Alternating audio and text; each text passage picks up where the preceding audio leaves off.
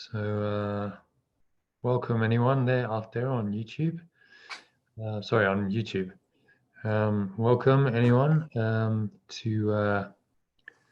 this evening's meditation, and it's also a discussion session tonight.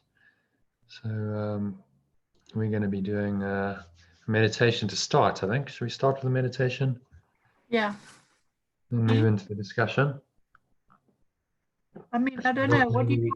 Yeah, no, that's cool. Yeah, that's cool. Thank you. Okay. So just put your phone on mute or silent, as I'm going to do mine, so we don't get any messages or anything. Oh, I'm getting some feedback from Facebook. Okay, there we go. Just stop that. Okay, so put that on mute. Not sure if anyone else will join, but let's just get started because it's 7 minutes past. So Okay. I'm just going to mute my speaker.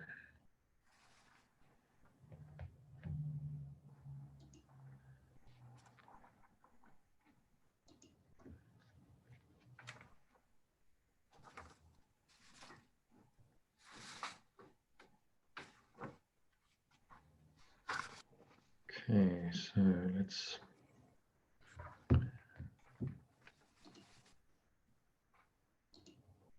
So I thought tonight we'd do something a little different. I'm going to take you through the 10-step letting go process. It's part of the Art of Letting Go course. So, Carol, you might find this especially helpful. Okay.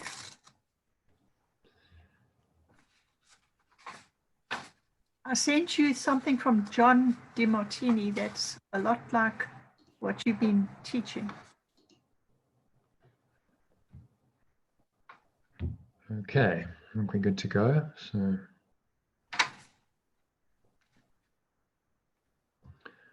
You can't hear you, Carol. so welcome everyone He's to muted your himself. evening meditation. Just giving yourself a little time out, making yourself comfortable somewhere where you're not going to be disturbed for the next 20 odd minutes. Put your phone on mute or silent. Sitting comfortably in a meditation posture. So feet shoulder width apart, cup your hands in your lap, close your eyes, back reasonably straight. Support your back against something. If you need to, you could do this sitting in a lotus position if you want. You could sit back against a chair. You can sit on the floor. And I would suggest supporting your back against a wall. Many different ways. Just find a posture that's comfortable for you. Start off by taking a nice deep breath in. So inhale through the nose. And just notice how the stomach rises. And the chest rises. Just feel that life energy flowing up into your heart center, to your upper chest, into your head. So it's a maximal inhale breath. And then just pause at the top of the inhale. Scan your mind. Just do a little bit of an inquiry. Notice what's happening. So what thoughts are going through your mind? What emotions are you feeling? How's that showing up in your body? Is it all connected? Maybe you notice, actually there's some anger there, there's some frustration. You haven't really even paid any attention to. So we're going to work with that tonight, whatever the situation, the issue is that's bugging you. Just pick something and take you through a 10-step process, which should help you to let go of pretty much anything. This could be something minor, Could be something major that's troubled you for years. So just exhale. To start with, just setting the intention to let go a little bit, just to free yourself, free your mind. Create some space, some openness for this process. So, take another nice deep breath in through the nose. Notice how the stomach rises, chest rises. Notice life energy flowing up from the lower stomach and spine into your heart center.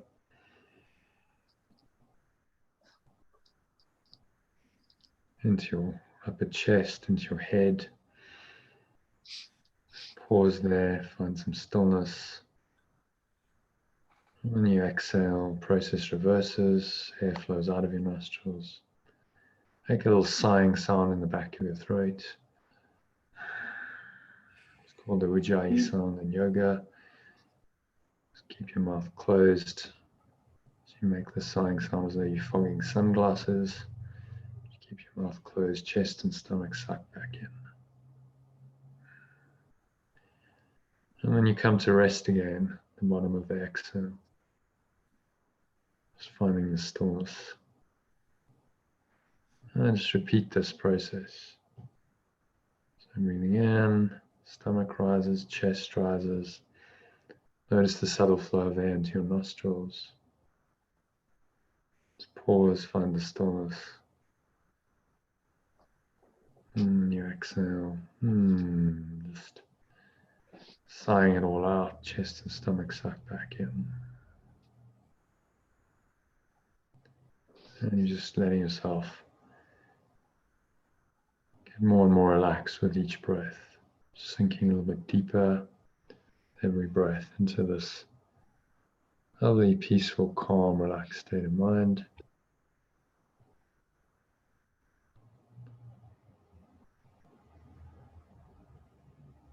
So nowhere to go, nothing else to do. Just breathe, relax, be still. Keep watching your breath through this process.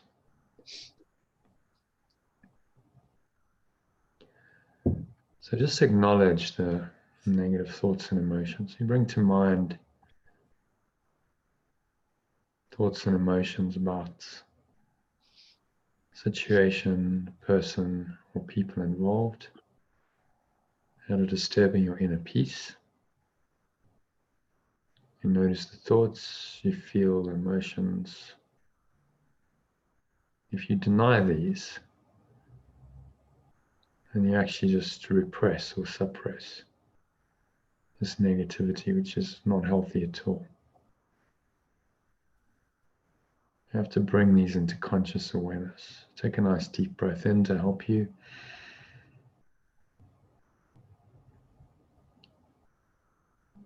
And just be fully present and aware of these thoughts and emotions. Just remain somewhat detached. Don't let yourself react emotionally to them. So you don't sabotage this process. See yourself as somewhat separate from the thoughts and emotions. You're observing in the mind of the person that you thought was you. This is the beginning of the full realization you one day have that you're not really this person at all. And if it helps you, just open your eyes and raise them to the ceiling. So you take another sip of air in. And when you do that, notice how your mind just goes blank. Just clears your mind. But there's still an awareness. You're just not thinking so much. And so as you exhale, full deep exhale out your mouth, smoothly over about 10 seconds. Just remind yourself that it's So it's all really just an illusion or a dream. The situation, the person, the people, events, circumstances, all the shifting, changing patterns of this world are ultimately illusory. In other words, they have no absolute reality.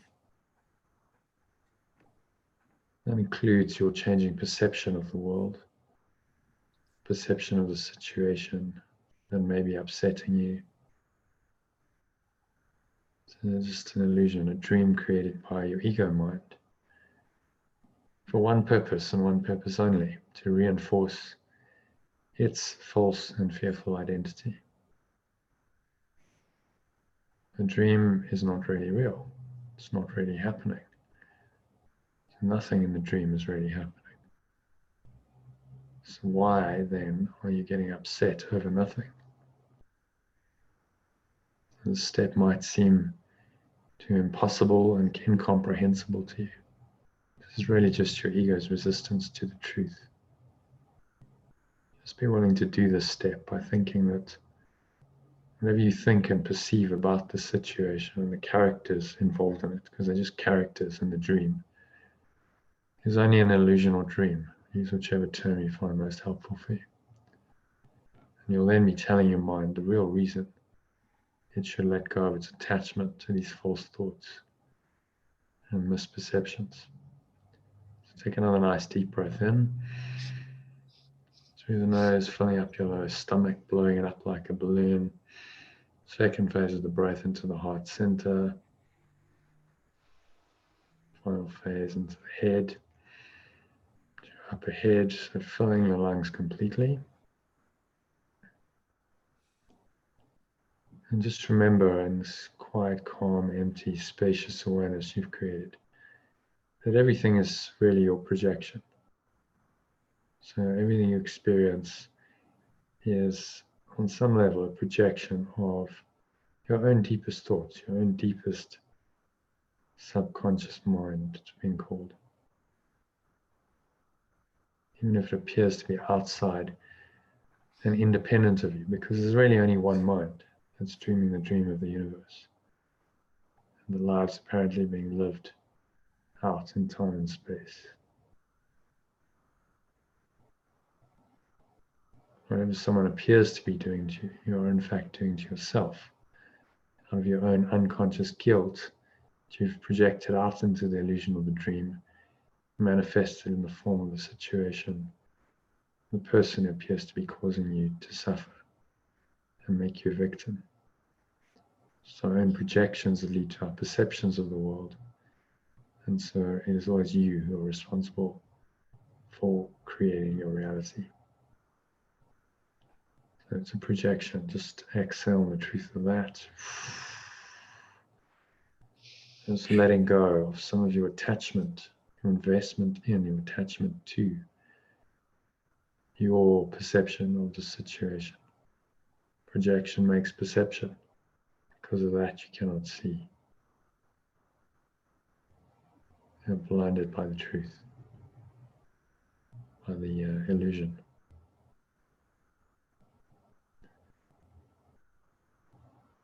So now, step 5 is to have compassion. So take a nice deep breath in. Imagine you breathing this energy of compassion into your heart center.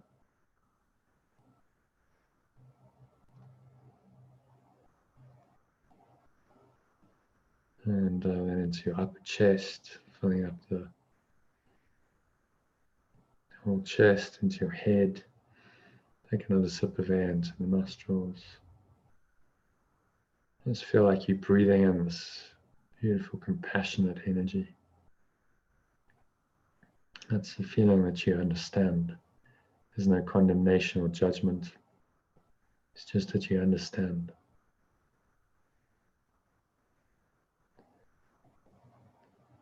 What the person is going through.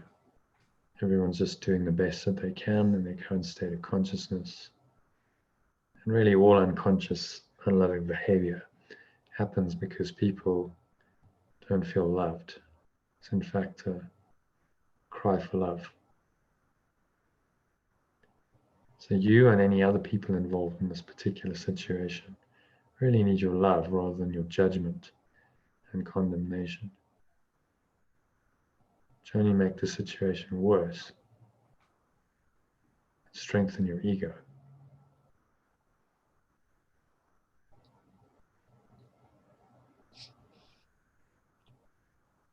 So just remind yourself that everyone really wants happiness, peace. This is their natural state and right. And when they're acting in ways that are not happy and peaceful, then it's really a call for love. So as you exhale, just letting go of your wanting to judge. Our egos love to judge.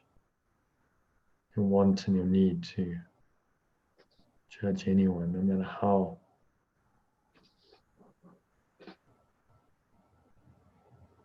wrong they seem to be. So, step 5, just laid the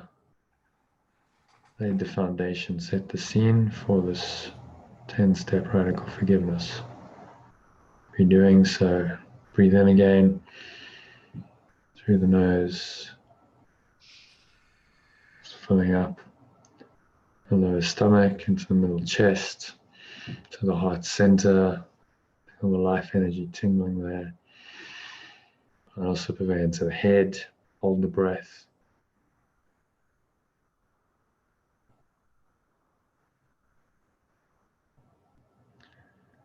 And now just feel the emotions evoked by the thoughts you brought up in step 1.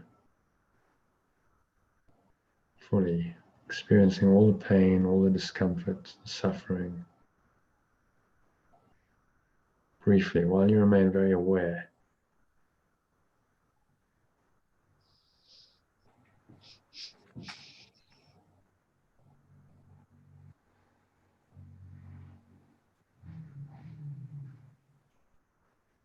Of what's going on. So notice the feelings, just experience it all briefly. It's important that you do in order to let it go. Don't allow yourself to be sucked into a downward spiral of negativity. It becomes hard to pull yourself out of. So just notice this for 30 seconds, a minute maximum. You feel the emotions, you feel the feelings, you feel what it feels like in your body. So it's a strong emotion. We'll almost always have a body correlation on some level. So maybe it's a tightness in your chest and not in your stomach. Clenching of your jaw, dry mouth, sweaty palms. Whatever it is for you, notice it. Feel these emotions and the reactions positively. So just really notice, because the more you notice, the more you can choose, make an active conscious choice to let these things go. So that's what we're going to do now. Step 7 is just to choose to let go of the pain, the discomfort, the suffering, whatever you want to call it, this negative feeling. Just blow it out with the breath.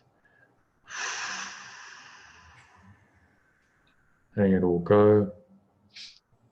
Just releasing all the pain, all the negativity.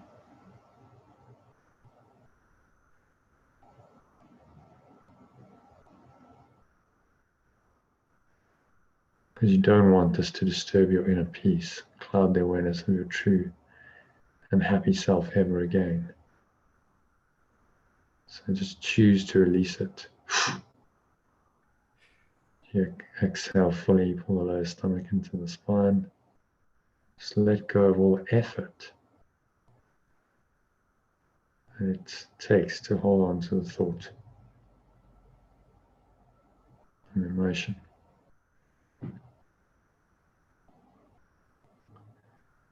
So breathe in deeply. Nice deep breath in through the stomach, moving into the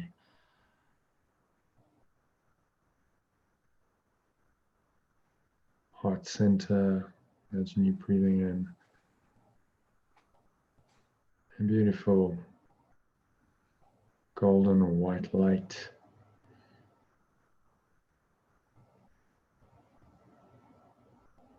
Just imagine darkness leaving you. Darkness is just a replace for the light, so in the presence of the light, darkness must be released. And now just exhale.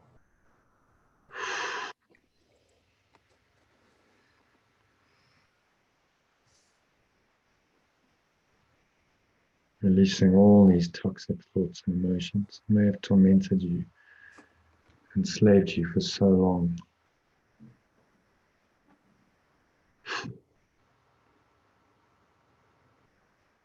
Pull the lower stomach into the spine, expel the last remaining air out.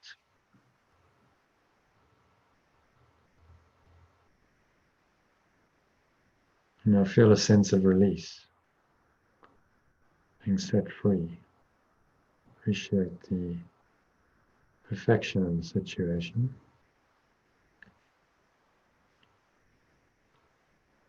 So the mirror of the situation. It's helped you to really see and let go of your own pain and negativity.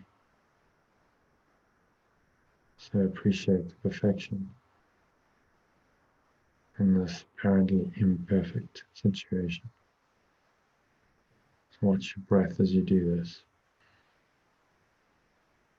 So what's happened is that situation triggered these negative thoughts and emotions. It's brought your unconscious or subconscious guilt, fear, anger, and other egoic emotions may remain buried in your subconscious mind through this mechanism of the mind called suppression or repression. Bringing these to your awareness, conscious awareness, so you can become aware of them and release them. And you can become aware again of the perfect peace, love, the joy that are your true nature, and what you really deserve to feel all the time. And you struggle with feeling deservable because it goes against your ego's identity of being worthless and undeserving. Just do the step. Reminding yourself that whatever's happened, it's all perfect in its apparent imperfection. It's a lesson. So now just be grateful. Just thank the person or the people involved. Take a nice deep breath in, breathe this gratitude in, and flowing into your stomach, your heart center, to your chest.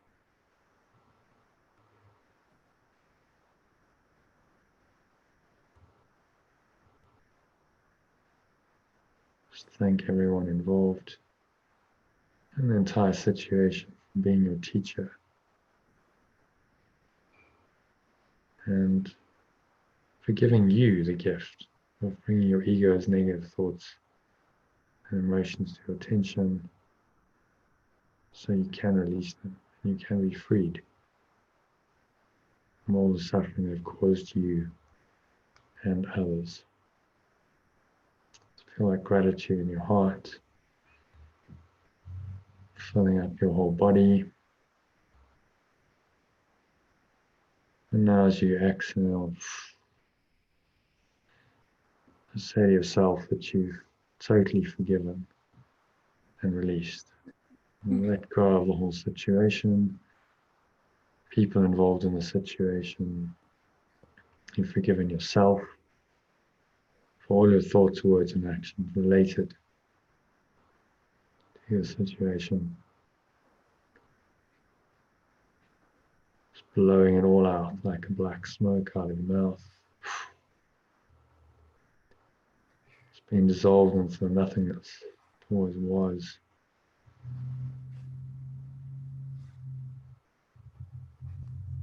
You and everyone else involved has been healed through your forgiveness. So say to yourself, it's an affirmation of this, I forgive you, and then name the person or people. And I am forgiven completely. All is forgiven and released. We always are, have been, and will be one self.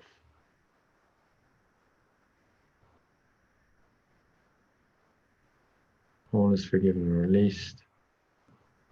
We always are, have been, and will be one self. So I love you unconditionally as myself. Seems completely bananas, counterintuitive. And yet, notice the peace, the freedom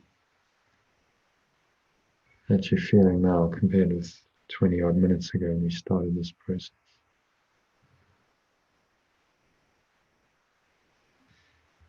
Because that speaks for itself. So just sink into the stillness and this peace. The next minute of silence. There's nowhere to go, there's nothing else to do.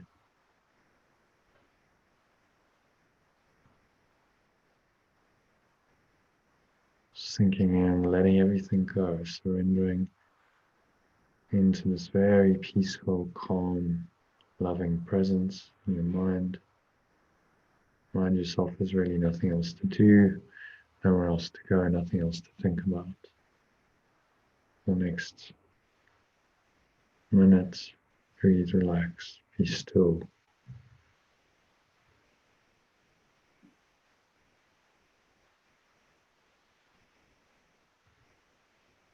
So sink in for a minute of silence, sink into the light, into the love, watch your breath,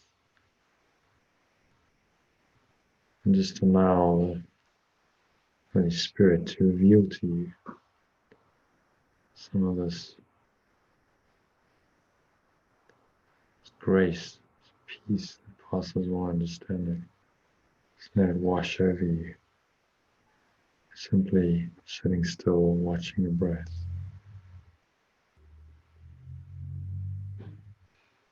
Doing nothing.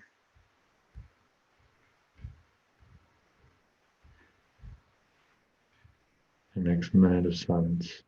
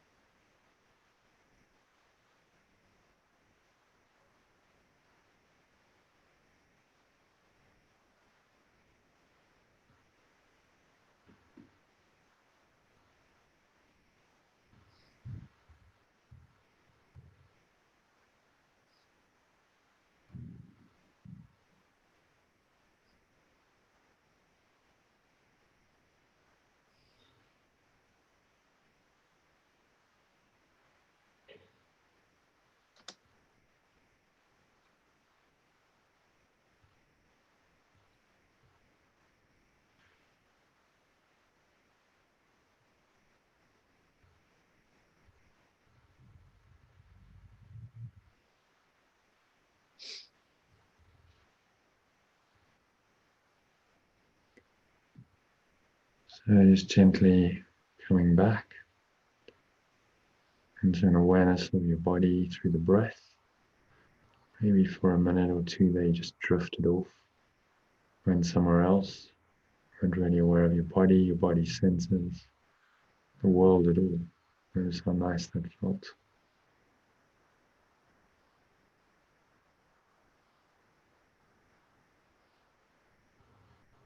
So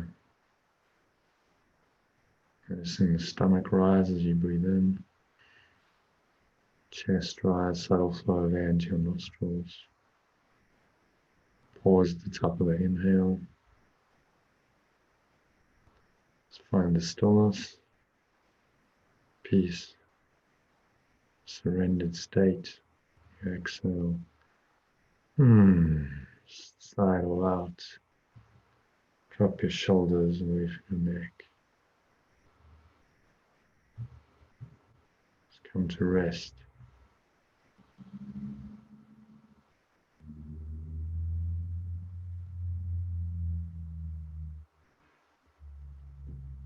So that's one. On the count of three, you're going to open your eyes. Two, just noticing all your body senses. What are you feeling and touching? Maybe there's a subtle taste in your mouth, a smell in your nose.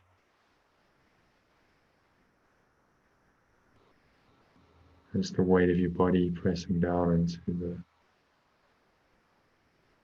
chair, your feet touching the ground. Notice what you're hearing. Just tuning into the subtle sounds in your environment. So that might be ticking of a clock, whirring of a computer fan,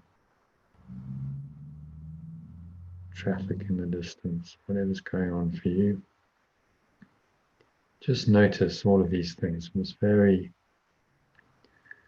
calm, quiet place, non-judgmental perception. Allow these things to arise and subside without any mental commentary whatsoever. So practice this. If you open your eyes, just looking around, take 30 seconds, just let your eyes rest on whatever they happen to rest on. And then move on without any attempt to judge, label, name, interpret any of it. Just noticing it. It's very clear and it's very light. Remind yourself that really you see, most people see only the past in everything. You see something based on your past experience of that thing. You only know what it's for, what its properties are because of your past experience. I see only the past in this, and name whatever it is. I see only the past in this desk, I see only the past in this chair. Just try that.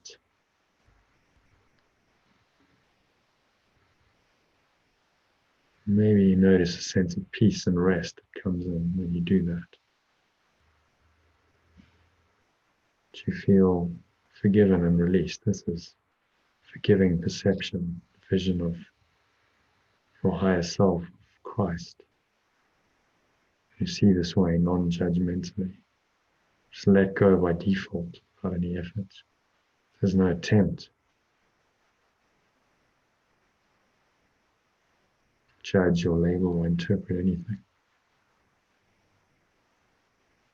So use this idea frequently this evening. If you are out there on YouTube, stay with us. We're going to do a discussion session on this 10-step letting go process. So we're going to go through it so you understand all the steps. And if you're listening on the WhatsApp group, I'm going to bid you farewell and have a nice, peaceful evening. Hope to connect with you tomorrow during one of the meditations at 12:30 UK time, 1:30 SA time, and again in the evening at 5 p.m. UK time, 6 p.m. SA time. Thanks for listening, and as I said, if you're out there on YouTube, stay with us. We're going to do a discussion session now.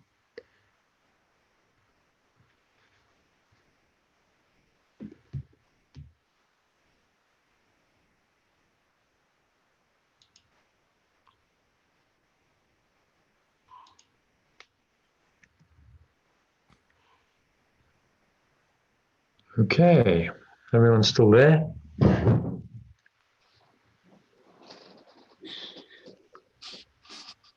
Oh, Hazel made it, that's good.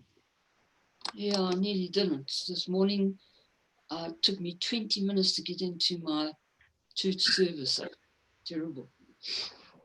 Yeah, I saw you try to log into my Zoom room this morning, but that must have been an accident. Yeah. Okay. So shall we do a little check-in?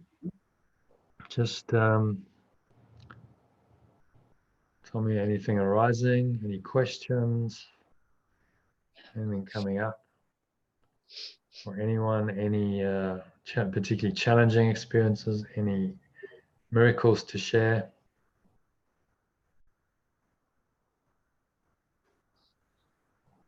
No, I'm all right, thank you. Okay, nothing arising. No, just same. Same old, yeah. But you sound like you're in quite a good space. So how I have you am. found it, how have you found the course going, doing the course second time around? More Carol? focused. More focused. Oh, okay. Yeah, definitely. So you're actually able to practice the meditations more, do the breath Yes. practice more. I do find that morning one is great because I get up and I do it straight away. Then otherwise, sometimes I don't do it because things just come along and hijack the time. Yeah. Mm. Yeah, well, that's why like a morning practice is really, I think, very Yeah. important. So you get up and then also you're in quite a nice space. You're just woken up, so your mind is not Yes. chattering yet. Yeah. You're still in that sort of calm alpha I'm state. settled. Yeah. If it's depending on what time it is, if it's early, then the world hasn't kind of woken up yet. It's 5 o'clock or even 6 o'clock. You know, there's sort of that nice energy at sunrise. It's a good time to meditate, and you just go into that space and you set yourself for the day when you do that. And then, yeah, as you say, like you've done that practice period, it's done, and you carry the benefits of that. Yeah, because I already do. I'm meditating anyway in the morning and the night, so I just add it on. Yeah, well, that's why I send it so you get it first thing when you wake up. Just obviously turn your phone off. I'm assuming people's phones are not. Oh yeah, no, I'm not a fanatic. My phone's on from 8 to Yeah. hop Most people, I think, turn their phones off at night, or at least mute them if you. But it's sensible to turn them off. So, yeah. Well, I'm glad that's working for you. Anything else? So, have you managed to do exercises 1 to 3 yet? No, that I haven't done because I've been hectic last week trying to find work, and I'm following up because there are a couple of offers. And this weekend I had to take this opportunity to learn this because it's gone. If I don't take it this weekend, it would have been gone. So now I'll do it this week. Okay, so that's good. I have looked through some of them. It's interesting to see that you had one for Abraham Hicks, which I have been listening to for a long time. Yeah, you seem to be doing things that are already done or doing. It's quite interesting. I had one for Abraham Hicks. What? There was one of your things we had to watch. I must find it. Well, one of the recordings or videos or. One of the videos. Okay, I don't think I have Abraham Hicks in there. It's Joe Dispenza, Eckhart Tolle. Yeah, him too. I've been watching him for about 2 years now. Yeah, well, truth is universal. I don't think, as the course itself says, this is one form of a universal curriculum. The universal curriculum is truth, waking up to, that's, and it shows up in many forms, there's many ways of accessing it. But so, if anyone's a good spiritual teacher, it's just pointing to that truth. That's all they're doing. They're just telling you, go and have a look. It's there. It's in you. Go within, check it out in you. I'm not giving you any, amazing whiz bang new formula, the latest greatest seven steps to success or whatever. It's not that. It's just, okay, go within, look within. And sometimes what I teach is letting go as a technique, because when you let go, then you clear away some of the mental and emotional garbage that's covering the source that you want to find. So that's really a spiritual technique, an authentic spiritual technique is just helping you to do that. Just clear away the clutter so that you can see more clearly, look within. And from there, if you can really access that place, then all the answers come from that place. Because no one can really can tell you exactly what to do in any situation. Your situation is unique. There's and what's applicable in one situation might not necessarily be applicable in another. Absolutely. One size doesn't necessarily fit all, but if you can connect with that source, and you know how to let go of your ego's mind chatter and all the things that obscure it, then you've got this ever-present, this is your guidance system. This is your coach. This is, your advisor, your counselor, your whatever you want to call it. There's a presence there that can really help you and guide you in what to do on this level, in the world, on the level of form. Okay, so you need a job, income. Okay, so what's the best way of going about that? And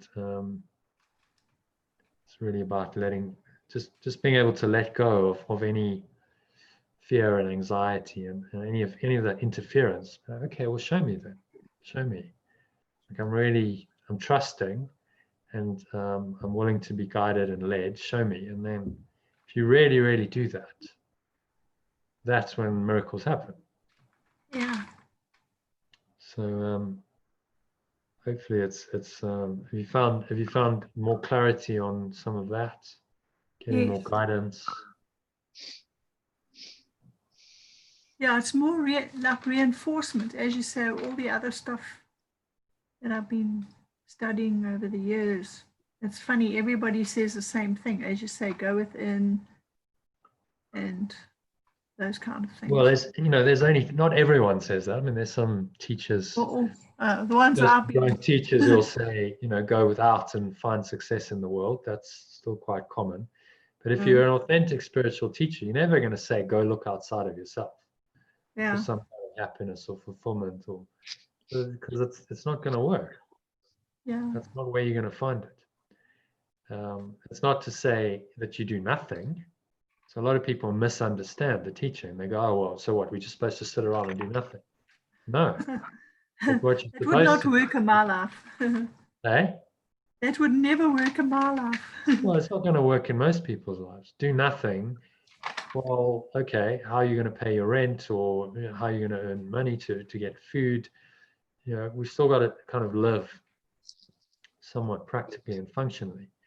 And you've obviously got people in your life who you in relationship with, maybe people rely on you, and so on. So the course is although it's a very mystic teaching, and it's the highest level of non-duality, what he's giving us is a way to actually interact in the world, just coming from this connected place, from this place where we're connected with our source, where the Holy Spirit, as he calls us, is giving us this guidance, and so we can have a much happier, more kind of functional dream, and use the dream to wake up. That's what it's really for. But at the same time, live functionally, live lightly while we're here.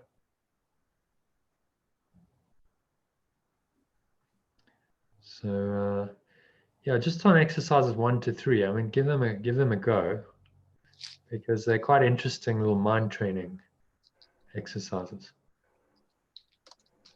You should find if you really try them, they'll tease your mind a bit. You might have some difficulty, solving them straight away. There's very few people who get it straight away. But then just observe. So the whole point of the exercise, not so much to get the correct answer. It's more about the process you have to go through to get it, and then noticing. Okay, so what am I feeling? Where am I getting stuck? Where am I getting blocked? What's going through my mind? What am I feeling? Because the exercise is designed to reveal your default pattern, So what shows up for people is then, okay, so this is what you do in your life. And if you get stuck, you get frustrated. If you give up, notice all of that, and it's a self-revealing exercise. I've done the Even if you don't get the answer straight away, that's good. In fact, I don't want you to get the answer straight away.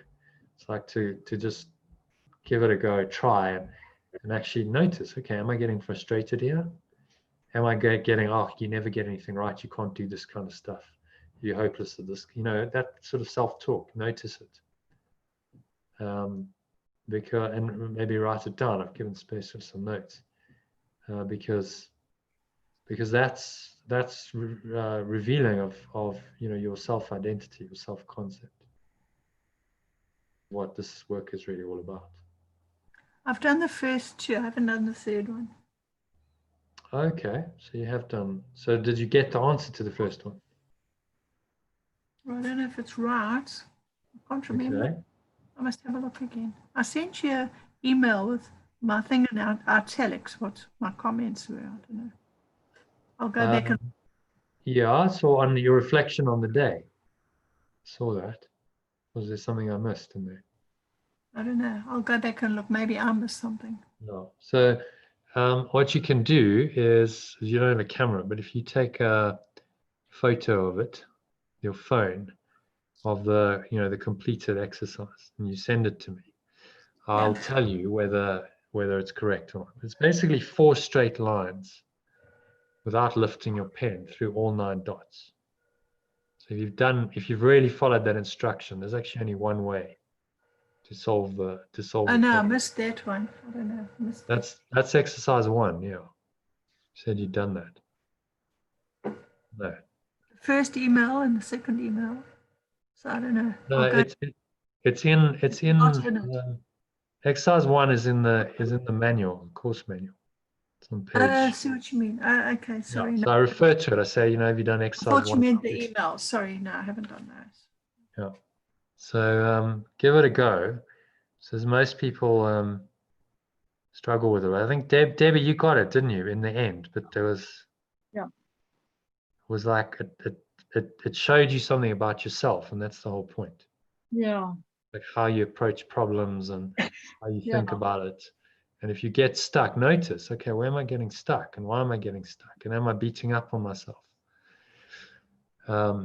Because that's the purpose of the exercise. And so even if you don't get it, I mean, eventually I'll give you the answer, but I want you to really try and see if you can get it yourself. Okay. And then the second exercise, just a perceptual exercise. How are you seeing things, how you see things differently. Okay. I'll have to do Tuesday, Wednesday, and Thursday morning early. Yeah. So you've got the course manual. I've sent it to you a number of times. Yeah, I've got it twice. On pages 34. It says, you say it in the email. Yeah, you've got it in the email. Page 34, 35. So yeah, try and work through those, and then Sunday the idea is to do the name your game exercise, which is probably the key exercise of the whole course. Okay. Sunday evening. So next Sunday we'll do that. Ideally you get a group, but if it's just us, I think we've all had enough interaction with you to give you the feedback. Basically it's just negative feedback, saying, okay, so what's your stuff? What's your program? What's your game? What game is the ego playing, and then why is it playing it? And that, if you don't get that feedback, it's quite difficult to figure it out for yourself. So yeah, that's what's coming up. But see if you can finish exercise 1 to 3 this week. Okay. Cool. Okay. So anything else arising, Hazel? Not really, no. I just wanted to know, I mean, the course keeps talking about this world and being illusion. So therefore, is the whole universe an illusion? Yeah, that's what the course is saying. Because you get so many programs now with aliens here and from there and everywhere. So what are they? Because they do definitely exist. So do they? Are you sure about that? An illusion as well. Well, everything in this world and in this universe appears to exist, right? That's the illusion. It's got an appearance of a reality, right? It's got a physical form, seems to have some kind of personality or identity, and yet whatever shows up here and whatever has a form identity here is not going to last, is it? Whether they're aliens or animals or humans, whatever form of life it is, it has a finite life in this world. These forms pop into existence and then they disappear. They're gone. So what the Course is saying is well, this isn't true life. This isn't reality, because true reality doesn't change. True reality is eternal. There is no change or shift in true reality. So the whole construct is a product of a mind that has denied true reality. That's gone, oh no, actually I don't want just eternal life, eternal love that never changes. What I want is something else. I want another experience, an experience of being an individual, of being separate, of being unique, having my own identity. And out of that desire came the universe. The universe is the place where you come if you want to have a special identity and you want to incarnate into a form of a body to give you that special identity, to give you the experience you think you want. And the Course is just saying, but that's not true. That's not who you really are. It's changeable. I mean, we can see it. Nothing lasts here. Your form identity is very limited. It's not going to last. We're all going to die at some point. So was it ever real? If something can die, was it ever real? Doesn't it also mean our perception of what we're seeing as well? Because that's an illusion. Because, I mean, well, if the projection, so the Course talks about projection and perception, saying, right, we projected this out of a part of our mind that denies truth, that denies love, denies perfect oneness. So that projection now leads to the perception of something outside of ourselves, because we've gone out of our minds, literally. We've projected this whole cosmos out of our minds. It's now apparently out there. We apparently have a separate identity from what we've projected, and now we perceive what we've projected and we think that we're separate from it. That's the whole construct, isn't it? That's how the illusion is made up. And animals, I mean, are they great beings like us, and for some reason they would wanted to rather incarnate as animals, or what? Well, every single living entity, living creature in the universe has a split mind. Right? It has a part of its mind that wants to be individual, unique, special, whether that's a human being or a dog or a cat or an amoeba. You know, there's a consciousness there that wants that separate identity, and so the form gives form to the desire in the mind for specialness. So anything that comes here, anything that incarnates here in form, has an ego, has this desire for a split identity, for a separate identity. And the Course is saying that's not ultimately true in whatever form it shows up, because the belief is not true. Right? We're talking about beliefs here. The belief that you can be separate is simply not true. But so we designed the whole world to perpetuate that false idea. That something like an amoeba, would it have to go through a lot of evolution before it self-realized that we're trying to get to, or not? I have no idea. I can't answer that. Good question. We don't know. Who knows? It's got. I mean, what the Course is saying is ultimately, right? And this is the kind of whole plan of the universe. The Holy Spirit's plan for the universe is ultimately that it will simply cease to be. It will cease to exist. Yeah. Because it's born out of the idea of separation, which is not true. Ultimately, the mind will restore itself back to oneness, and all separate forms, all separate identities, and the entire physical universe that supports that will disappear. Now, that's kind of a long-term, in time anyway. This has been going on for a very, very long time. Yeah. But what's important, Hazel, is instead of, because you can go endlessly into the speculation of, oh, what about that? And what about that? But do you notice what your mind's doing when you do that? Well, that's separation in itself, isn't it? Because you're now going out of your mind, you go, well, what about the amoeba? Or what about the dog or the cat? And you're making those things real. And actually, they're not real. So the Course is saying, look, the only way you're ever going to get out of here is if you correct your own mind. You can't correct the amoeba's mind. You can't correct the dog or the cat's mind, but you can correct your own mind. You can look within and you can see that separation is simply a false idea, that only this, idea of perfect love, oneness is true. And that's in you. That's your true nature.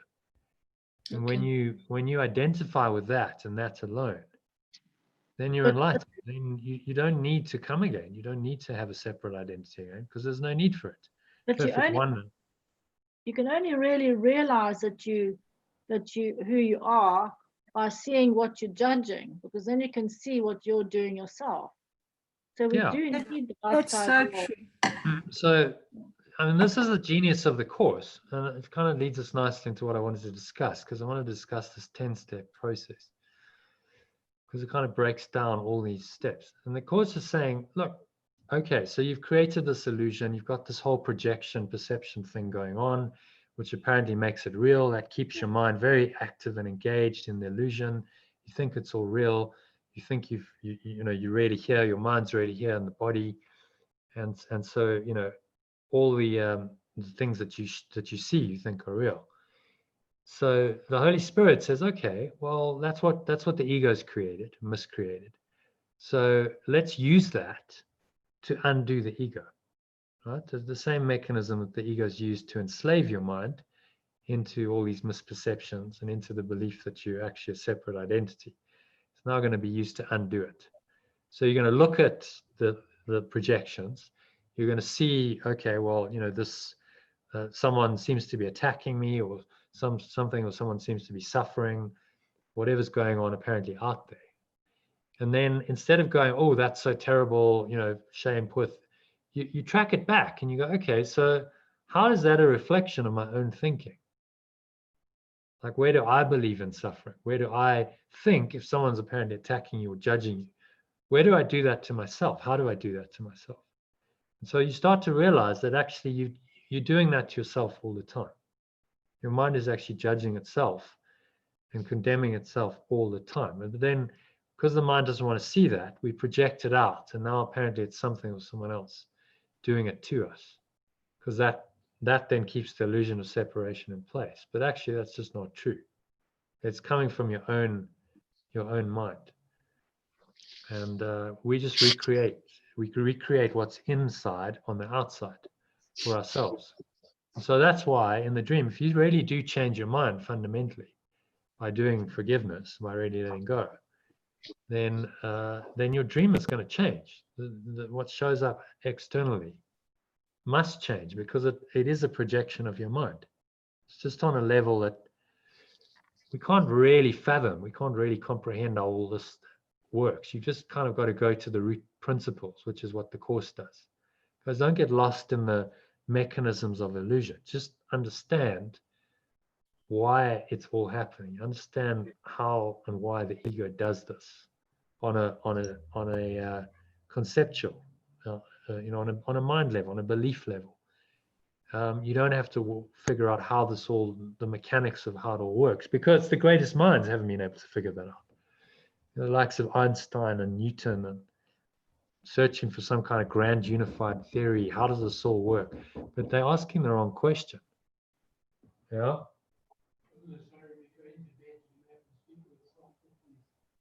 Okay.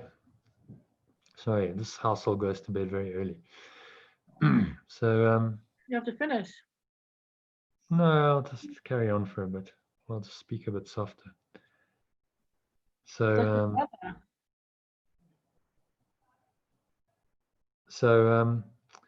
the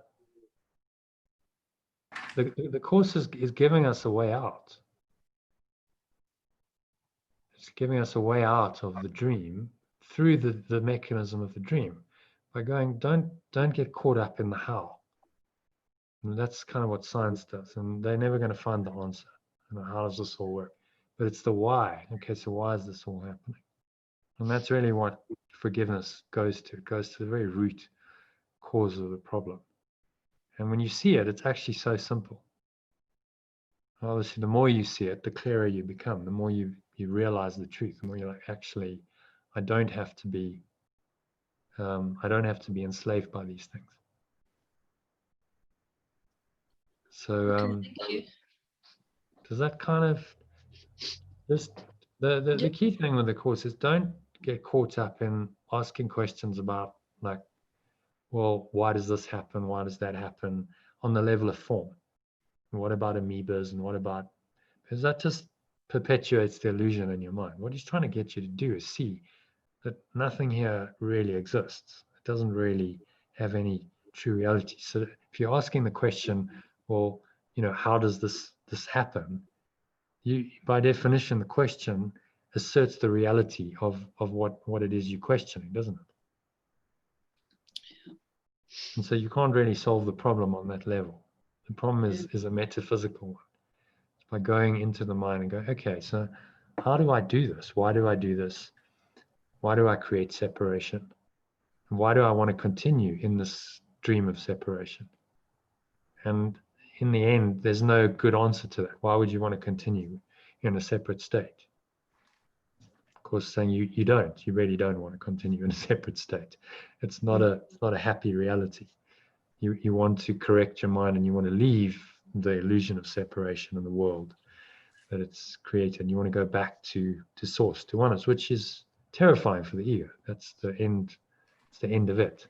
So that's why we have so much resistance to this teaching. Well, thanks for the explanation. But Sure. I'm going to go now. I feel bad about your people and I'm not feeling good. Bad Yeah, you've got a flu. The sinusitis, yeah. Yeah, I hope you feel better soon. Affecting my eyes as well. But thank you very much. Okay, if you want to go, I'm just going to share my screen. Bye, Hazel. Bye, Hazel. Thank you. Bye. Go well. Bye. Hazel? All right. Yeah? There's good homeopathic stuff you can buy here that'll get rid of it instantly. Is it? Because I do have some called Sinufos, which I take at night. And at the moment I've got Iliad and those drops just to relieve it temporarily. Okay. Anyway. Well, soon. Sleep tight. Yeah, you too. Bye. Sleep tight. Bye. Bye. Bye-bye. Jonathan, can I ask you a question? Yes, please. How have you changed since you started this that your family and people who are close to you have noticed? What has it done? Because it's a subtle thing. Well, it's been since 2006, so it's a long period. Become quieter, less driven by external stuff. Before it was like, okay, I want to make stuff happen, want to make money, want to kind of show that you can achieve, you can do stuff in the world. And now it's like, well, whether people can see that or not, it doesn't really matter, because it's more about what's happened inside of you. Now you look at the whole game. It's a sense of detachment and just go, yeah, I mean, I can see exactly where I was. I can see what the ego was doing. You don't even realize it. When you're in the ego. That's the whole thing. You don't know when you're in the ego that it's the ego. It requires a lot of mind training to be able to zoom out of it and just actually see what's going on. So I think more peaceful, less kind of driven by external things, less judgmental, less critical, less wanting to be right. I'm right, you're wrong. Yeah. There's always someone who's quite opinionated. It's like, no, this is the way it is, and I'm right. Now you kind of, well, I mean, the truth is true. If you really know that someone doesn't see it, does it really matter? Do you have to? You don't have to force Yeah. it. Yeah. Okay, well, they don't know, but you don't sort of feel the need to defend your opinion. Right. It's really just the ego. It's a big saving of energy. Yeah, you become more kind of inner directed. Well, thanks for telling me that. Sure, yeah. I mean, it changes you in subtle ways. I mean, sometimes people, if they know you well, they will notice something. And It people doesn't told have to you. be anything like they go, oh wow, like you've really changed. You've done an overnight transformation. It's often Yeah, it's much more subtle. subtle. Yeah. And you've still got to kind of carry on in the world. You become it's more flowing, kind of easier. Everything's a bit easier. There's not as much interference going on in your mind. You're not blocking yourself so much. Everything's just smoother and calmer.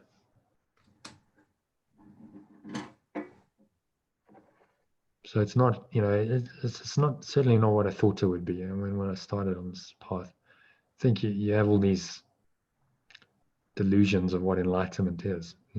Grandeur, grandiosity, the people course calls think. it. Yeah. And that that's been perpetuated by things like the New Testament and Christianity. Jesus, the amazing miracle worker, he's doing all this amazing stuff, and he's the only Son of God, and so you kind of think, wow, you've got to like do something extraordinary. But actually, most of those miracles didn't happen as they were said. There was some great exaggeration going on.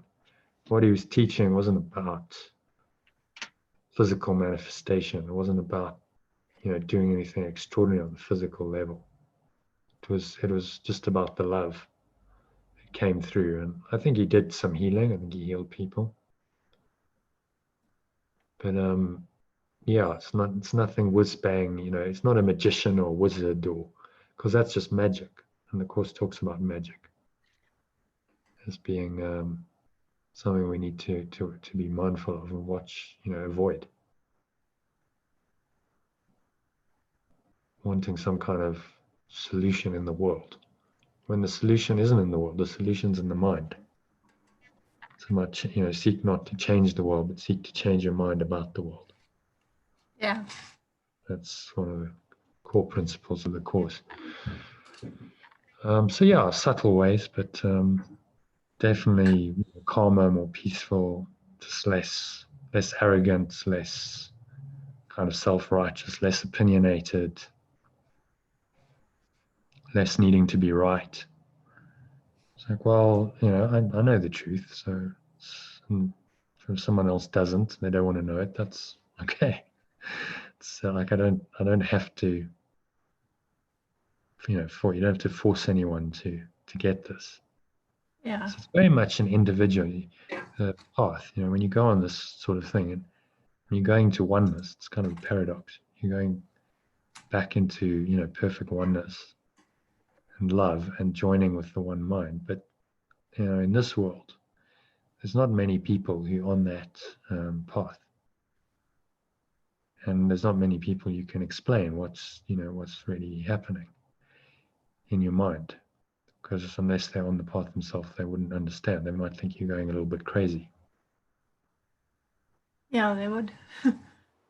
So that's why like having a community of like-minded people is nice. You can share with people, but in the end, the course is a self-study course. It's designed to help people to follow this path because they want to, and to go within and do the inner work, and clear out their own false beliefs. Let that go. It's as simple as that, really. It's not anything out there. It's not changing the world on a level of form. It's change your belief. And once you've done that, then you'll be guided to whatever you need to do in the world. You'll be guided to, but ultimately, it's taking you out of the whole dream. It's not a teaching that's trying to help you fix the dream. It's saying transcend the dream. Okay, so any other questions? I'm just going to talk you through this. So this 10-step process. So I formulated this based on the Course in Miracles teachings. So you can kind of, when you do this, and this is embedded into the guided letting go meditation, by the way. So that a meditation I gave you to do every morning. Yeah. Have you been doing that, by the way? Yes. Yeah, great. In the morning, So this is easier 10-step now. process I'll take you through. Where so just kind of wanted to break it down a bit and go step by step. So I'll ask any questions by any means. So the first step is. Jono, I'm going to go, okay, because we've gone through this. I've already gone through this with you, if that's okay. Yeah, okay. Thank you. Bye, Carol. Thank you so much. Bye-bye. Take care. You See you too. tomorrow. Keep tight. Okay, so there's just a couple of preliminary questions. Yeah, at lunchtime. Did you do this at 1:30 today? Yeah, we did a meditation today, yeah. And the talk? This talk too? No. Okay. No, I've sent you a recording of it in the first week, but just thought it might be useful to go through. So step 1 in the process is acknowledge the negative thoughts and emotions. So you have to really look. The Course was saying you've got to look at the ego. This is the acknowledgement. You've got to bring it to mind, whatever's arising. So you become aware. Okay, so this is what I'm. Well, step 1 is acknowledging. Okay, this is what I'm thinking. This is what I'm feeling. Related to the situation. Because if you just deny it, a lot of people they don't really want to acknowledge it. So it's just uncomfortable, and then they try and deal with that uncomfortable feeling in different ways. They might try and distract themselves, do something else, eat something, smoke something, take something, go somewhere else. Do you know what I mean? Anything to get away from that feeling. And this is how addictions develop, because people are like, okay, I've got a strategy for dealing with this. It makes me temporarily feel better. But actually, it's not resolving the problem. Because then the pattern just repeats itself, and then they do the same thing. And then they get reliant on the pattern of behavior or the substance or whatever it is that they're using to deal with that discomfort. So acknowledging, okay, right, I'm feeling angry. I'm feeling frustrated. I'm feeling depressed. I'm willing to acknowledge that, not deny it. Step 1. Step 2 is just being aware. So it's being fully present and aware of these thoughts and emotions. So it's helpful to do it in a meditation when you're nice and clear. And you just kind of observe. Yeah. Put yourself into a nice, calm state. And so you've acknowledged these things, and now you can just look at them. So as a part of your mind, it's now looking. And it's somewhat detached from the thoughts and the emotions, which means that there must be another part of your mind. Thoughts and emotions are not you, if you can observe them. And so what you're starting to do is train your mind to go into the Holy Spirit and listen to that voice rather than the voice of the ego. And don't react. Right? So you can notice something, but you don't react to it. Because reactivity is what the ego wants you to do. Oh, one emotion leads to another, and you feel this intense urge to go and do something, often very foolish. Say something, do something, which is really not going to be helpful. So if you can see yourself as separate from the thoughts and emotions you're observing in the mind of the person you thought was you. So, okay, So now presence is able to observe all of this. Okay, so like that thought is moving through with that emotion. It's not even that I'm feeling it, because who's the I that's feeling it? It's just like a movement of the mind. So you're starting to detach from the personal self when you do this kind of thing. As I say, it's the beginning of the full realization that you'll one day have that you're really not this person at all. Right? There's no person as such. It's just a movement of the mind. There's a one mind. Now the mind has the split. There's components of the mind that wants to feel bad, wants to feel the negative emotions. And when that manifests in you and it comes in you and you feel those emotions, you're thinking those thoughts, then you don't take it personally. It's not you doing it. It's just like, okay, that's fear. That's anger. That's sadness. It's like a universal program of the ego. But if I can observe it, well, then that can't be me. That's not who I really am. If you're just doing some breathing, you're breathing deeply through your nose, and you raise your eyes to look upwards. That's a great tip. So try that now. You take a nice deep breath in, and then you just look up. And you look up to the ceiling. And notice what happens when you do that.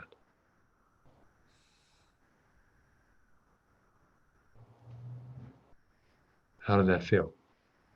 Fine. Did you Lifts.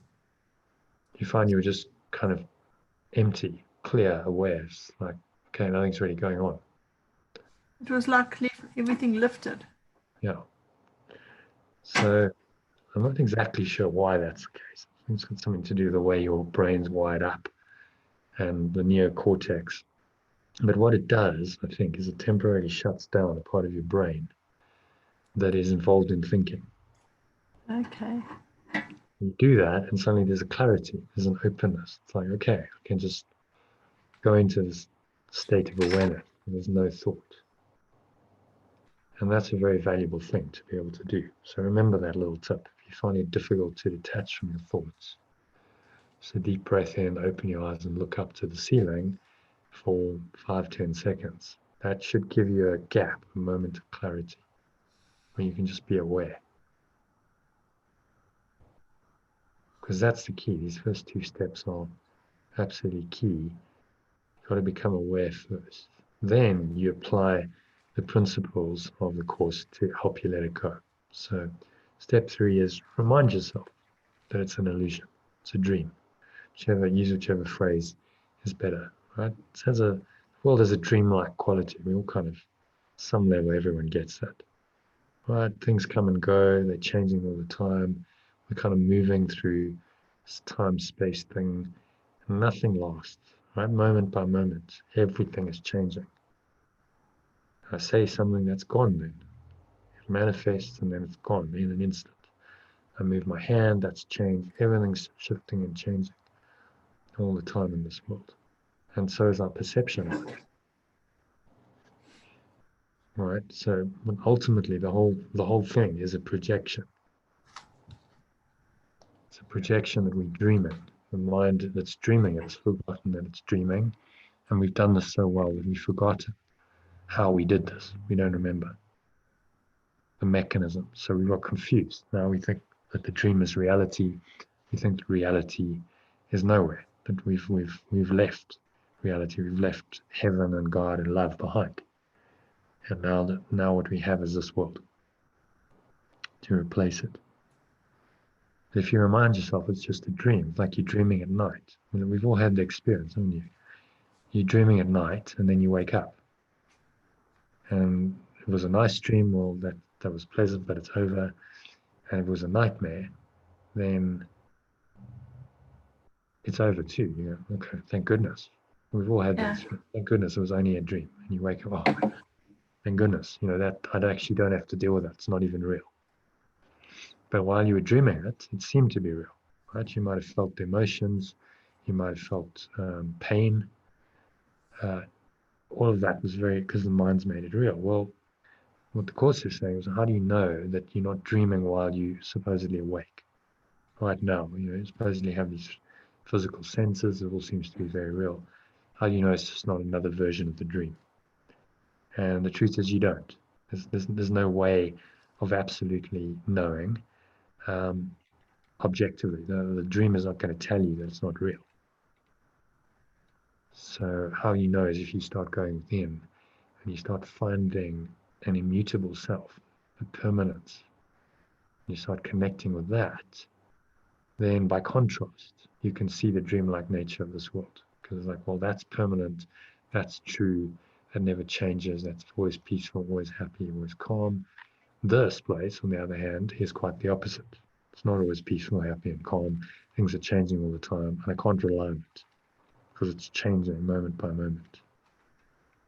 And that's the real reason that you should let go, because it's not real. It's a dream. These images that you're seeing inside of you are merely projections of a split mind. They're projections of a mind that's not even real. So then, of course, the ego is going to go, well, how can it even be there if it's not real? Well, it's not really there. That's the truth. It's like you perceive it to be there through your senses, but that's part of the illusion. It's not really there. There aren't really any bodies. There aren't really any physical things. They're just a projection of the mind. And so we project them on one level of our mind. We then split off from that. We've done that so well, so many years we've forgotten that we're doing it. And then we perceive it from a apparently separate identity, and that creates the separation. Projected it out of my mind, so the projection and the perception are separate. Therefore, I must be separate from what I'm perceiving. I, subject, perceive something, object. Now there's a duality. Do you see that? Yeah. And that's how the whole illusion is constructed. That's the fundamental basis of it. And what the Course is just trying to say is remember that this is what's happening. Always. That's how the whole thing works. Always. So as long as you're in the universe, you perceiving from as a separate body, that's what's going on. You're in a gigantic dream, seemingly lost in the dream, but actually you're not really lost, because your true mind, your spirit, yourself, oneself, is still there. That awareness is still there. It hasn't really ever left you. And of course, there's something saying that idea, that awareness, is your salvation.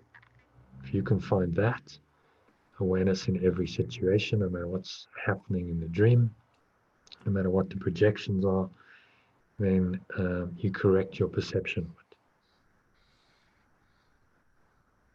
it. Right? So you're actually doing this all to yourself. The ego is doing it to itself, because the ego feels guilty. There's an unconscious guilt. We then project out, and we actually want to give that guilt to something else, someone else. And instead of getting rid of it, that just perpetuates it. And then the something or someone else seems to come and attack us, cause us to pain and suffering, because actually, on a level, guilt demands that. We think we deserve to suffer. We think we deserve to be punished. And when you understand this mechanism, then you really start to understand why the ego made up the world.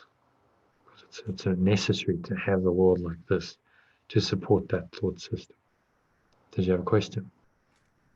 And I was just going to say, I don't feel like that.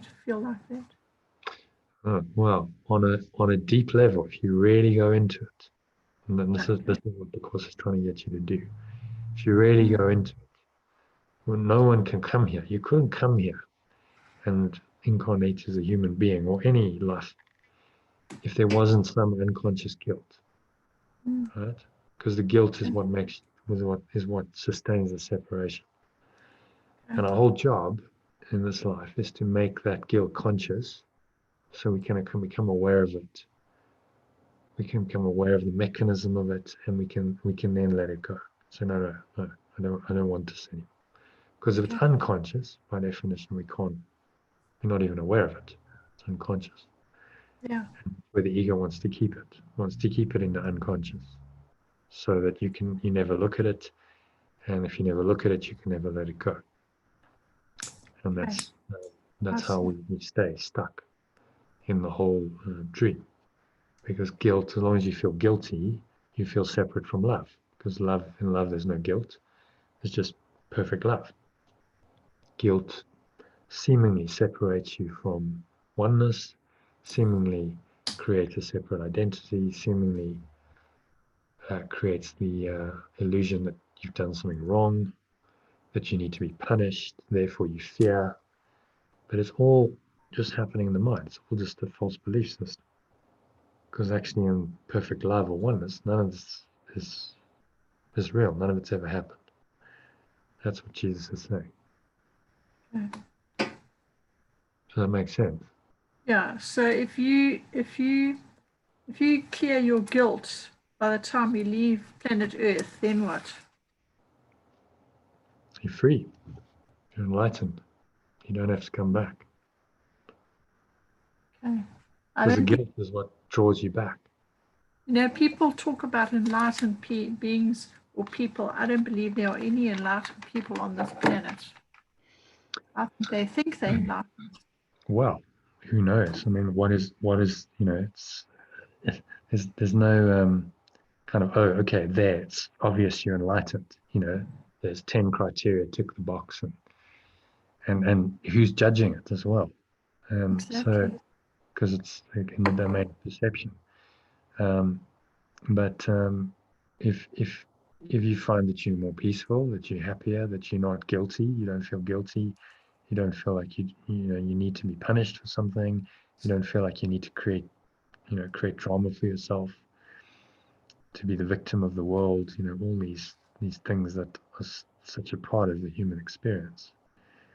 Then you're doing pretty well. Call that whatever you want, but you're on the spectrum, you're on the continuum. And ultimately, if you can find that, total peace of mind, so it doesn't really matter what happens. It doesn't matter what anyone does to you, thinks about you. You're just like, truth is true. I'm actually free of all this. This whole thing is just an illusion and a dream. So I don't have to give it any headspace. I can just kind of let it go and be at peace. That's really all it is. And I think there are people who... I actually do have peace. I'm very grateful. I didn't always have peace, but I'm grateful that I do have peace. Yeah, if you can find peace, quickly, the sooner you restore your mind. The Course is not saying, it's not expecting you to be enlightened now, because then there would be no need for a course. If you really understood it, you wouldn't need to practice and train your mind. So, you're probably right. No one here, while you're in this world, is perfectly enlightened. I don't think so. Because you wouldn't stay very long. You don't stay, enlightened beings wouldn't stay very long, because there'd be nothing to keep them here. So most people, it's a work in progress, and you just got to dedicate your mind to that task. An enlightened person would probably be somebody who's up in the Himalayas. Well, maybe, but not necessarily. It's not specific to any culture or any particular calling. Some yogis might be quite unenlightened because actually they haven't had the lessons they need to really let go of the ego.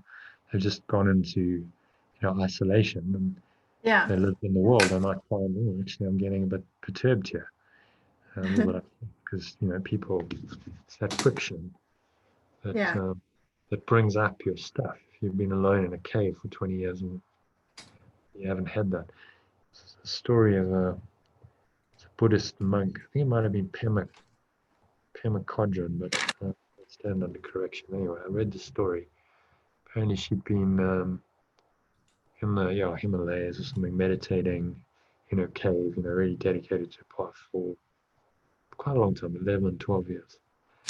And then she went and saw the head of the Buddha, because it was a nearby monastery. She said, well, I've had this kind of calling that maybe I should start a monastery for female monks, female Buddhist monks.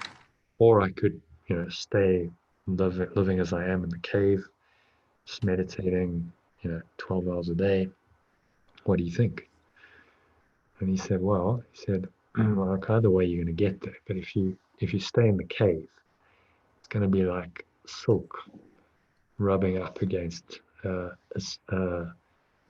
block of wood. It's going to take a long time to smooth that wood out. Oh. But if you do the monastery, you're the head of the monastery, all these people to deal with. Then he said it's going to be like sandpaper. It's going to be a lot quicker to rub all those kind of ego edges off and polish you. So she chose the monastery because you get your lessons. Yeah. And that's really what the course is saying. You get your lessons in the world. You do interacting with other people, interacting with other people, challenges. Yeah. And that's where your ego comes up. And when it comes up and you can look at it, you can understand what's going on with the help of the underlying theory, and you can let it go consciously. Okay, I'm willing to let this go. I don't want to entertain this. I don't want to make a decision to get angry because I'm making a decision ultimately. That's what he's saying. Everything's a decision. If you get angry, you decided to be angry, irrespective of what apparently is triggering the anger. It's an internal decision to react. So it's actually quite simple in many ways. Once you understand the mechanics of the ego, the dynamics of the ego, as Jesus called it. I think what you said about being right, I listen to people and most of the time everybody thinks they're right. Yeah. And Clint Eastwood said, opinions are like bottoms, everybody's got one. And I have seen that. Talk about a board meeting and just get different people from different walks of life and they argue about things silly like uniforms. Who would think it would be such issues, Yeah, because what the mind wants to do is basically the illusion is that you are your opinions. Right? So if you have a belief, an opinion is just really a belief about something. Yeah. Usually related it can change. Your opinion can change. Yeah. It's not immutable truth, that's for sure. If it's anything to do with this world, then first of all, what you have an opinion about is illusion. It doesn't really exist ultimately. It's not ultimate reality. So your opinion must then be very questionable, because what you're judging, your belief about that is not even based on something that's true. It's part of an illusion. When you start to see that, you go, well, that's just crazy. Why am I so attached to my opinions? The only reason the ego is attached to your opinions is because it wants to be right and it wants to create a separate identity. Oh, well, I have an opinion of this. You have an opinion that's different. So now we disagree. That makes me feel like I'm separate from you. I have my own identity, with my own opinions, my own ideas, and actually it likes that because that gives it its existence, its identity, which is why conflict is inherent in the ego. You can't have separation without conflict. It's impossible. And the course is really just saying, just give it all up. And okay, so we've done step 4. Step 5 is about having compassion. So just be compassionate towards yourself and all the others involved in the situation. Okay? Because really they're doing the best they can. Now that might not be absolutely very good, especially if they're acting out of ego. They might be saying hurtful things. They might be physically hurting people. People do horrendous things, as we know. But they're doing it because they believe that the ego is true. They believe in the reality of a separate identity, guilt, fear, sin, attack, judgment. All these things are a consequence of that. And actually, it's just because they don't feel loved. They feel like they're separated from love. And so it's a call for love. It's a cry for love. Just doesn't seem that way, especially when they're trying to attack you. but that's what's going on. They're saying I'm separated from love. I'm feeling vulnerable. I'm feeling weak. I'm feeling attacked, and so I'm going to project that out onto you, and I'm going to attack you because that's going to make me feel better. That's the ego's solution to the problem, which of course isn't really a solution at all. I always think people who are mean-spirited, I feel sorry for them, because how much pain do you have to be in to go around fighting with everybody? Yeah. They can't be happy people. So the only way to resolve that yourself is to forgive them. And when you forgive them, then you allow love back in, rather than judgment and condemnation. It's very easy to say, "Oh, you idiot! How can you do that?" And the ego wants you to do that. But all that does is makes the idea of separation real in your own mind. That just strengthens your ego. And then you just infected with the same really insane thought system, because now you're in judgment and condemnation and separation, and we just get caught up in that. And that's been going on for a very long time. People, one person hurts another, and the other person reacts, wants to hurt them back, and you get a cycle of just viciousness, destructive thoughts and emotions, and it never Like gets bullying. resolved. Like bullying, it just gets passed on. It doesn't get resolved unless someone forgives. Says, okay, I'm willing to let it go. I'm not going to perpetuate the cycle. I'm not going to go into judgment and attack and anger. I'm willing to see, okay, this is the ego, and it's false, and I'm not going to buy the program, and I'm not going to pass it on. The buck stops here. But I have compassion for those who don't know how to do that, because it's not that easy. It's not that easy to do. It requires a lot of mind training and an understanding of the human condition that most people don't have. Most people are just unconsciously playing out the ego program. They don't even know. What do you think gives people sorry to interrupt. Mm-hmm. What do you think gives people the understanding of the human condition? Well, I think if you've had a few, lifetime, that helps, because it's experience.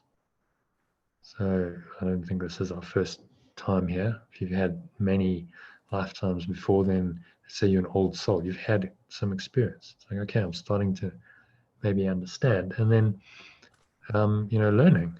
You can learn. You can learn from a master like Jesus and apply that to your experience. Go, okay, so yeah, does that match with what I can observe and what I can perceive myself? Then you start to make sense. You start to connect the dots. Actually, okay, so that's how it works. So what he's saying is true, and I can see that in my own experience, from what, my own experience of life, of how people behave and how I behave, how I react. I can start to see that, this teaching is true. What he's saying is underlying everything that happens on the surface level in this world is this teaching of a non-duality, of saying, well, actually, you can let go of the whole thought system that's creating the whole drama of the world, and that's a lifetime's work. But I think in this lifetime we're very lucky, because there's more information available, more resources available for doing this kind of thing than ever before in human history. We have tools like the internet. We have books that are easily available, cheap. You've got a teaching like A Course in Miracles. Well, you can buy it for a few $100, and you can study it if you want to, and you can absorb all this really profound wisdom, and it's accessible. If you've got a little bit of money and you can read, you can do it. Well, that wasn't always the case in history. I must say, it is exciting that we can read and we have so much available on the internet. I get very excited about that your learning can just start at, say, my age. If you've got more time to study everything than running around trying to hold down a, you know, whatever. Yeah. Yeah, which is what, you know, your life is really for, is to work it out, to figure out what's really going on here. Who are you? Why are you here? That's, once you figure that out, that's all there is to it. So, okay, I get it, I understand. I might live out the rest of my life, but here, I might have 10, 20, 30 years, whatever, but I'm going to do it in a very different way compared with how I would have lived if I didn't know this.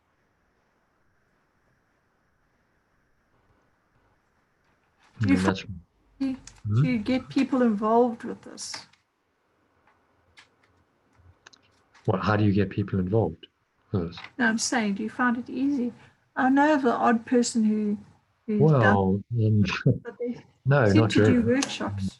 They Yeah, do their own private little workshops. Yeah, it's a, you know, it's a kind of a niche path. I mean, if it was easy to get people involved, then there'd be more than two of us talking, wouldn't there? Yeah. It isn't that easy. Just I don't meet many people. I've met about 6 people who've been, but they all say it's good. I mean, they're the type of person that would go on it. Make it. Yeah, so it's not for everyone, but it never has been. I don't think enlightenment's ever been a mass. It's never been a mass pursuit at all. The majority of people are not ready. They don't want to do it. They're looking for some kind of solution in the world to their problems. This is the path for someone who's serious. It's like, okay, yeah, I really want to know the truth. Truth's not always comfortable. In fact, very uncomfortable. But like I'm willing. I want to follow this path, and there's no other reward than, you know, my own peace of mind. That's you know, that's what I'm after.